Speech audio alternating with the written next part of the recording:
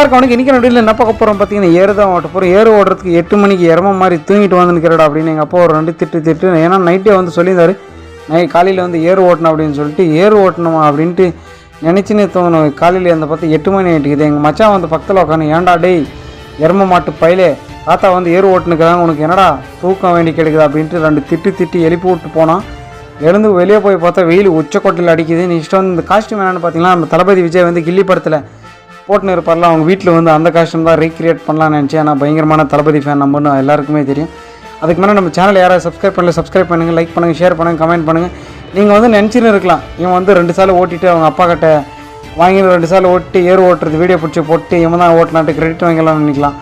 நான் அப்படிலாம் சொல்லவே மாட்டேன். ஏன்னா நம்ம இப்போ ஹானஸ்ட் ராஜி அப்படின்னு சொல்லியிருப்பாங்க பார்த்தீங்களா, அதே மாதிரி தான் நம்ம பேர் ஹானஸ்ட் விஜி. அது என்னடா விஜின்னா எங்கள் அம்மா வந்து என்னை விஜின்னு தான் கூப்பிடும்.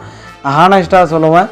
இந்த 4 சால் சுற்றத்துக்கு வீடியோ எடுத்து தான் இது பண்ணேன். நம்ம என்ன ஹானஸ்ட்டாக சொல்லுவோம். நெக்ஸ்ட்டு வந்து தண்டை சைடெல்லாம் நட்டுருக்கோம்.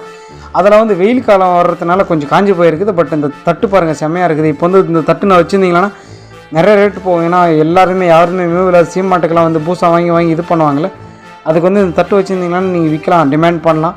நெக்ஸ்ட் வந்து ஒரு வழியாக ஓட்டி முடிஞ்சிச்சு. 4 சால் சுற்றி ஆச்சு. நெக்ஸ்ட் வந்து அந்த மண்ணெல்லாம் ஏறி நினச்சி கலப்பில் அதெல்லாம் வந்து கொஞ்சமாக சைடு தள்ளிட்டு அந்த எங்கள் அப்பா வந்து நீட்டாக இருக்கல கவர் சின்னசாக வந்து பண்ணிவிட்டு எடுத்து போய் காலத்துலலாம் ஒரு கொம்பில் தூக்கி போடுறேன்னா பயலே அப்படின்னு சொன்னேன். ஏய் இருறா மூணு உனக்கு பில்லு வேணாம் அப்படின்னு சொல்லிட்டு பிடிச்சி கழட்டின உடனே பறக்கிறானுங்க பாருங்கள். அங்கே போயிட்டு தட்டு வர பார்த்து இன்னொரு விஷயம் எங்கள் வீடு எல்லாமே பார்க்கல பாருங்கள். இங்கே தான் இருக்கும் செம்மையாக எங்கள் வீடு இருக்கும். நாளைக்கு இன்னொரு வீடியோவில் கண்டினியூ பண்ணலாம். பாய்.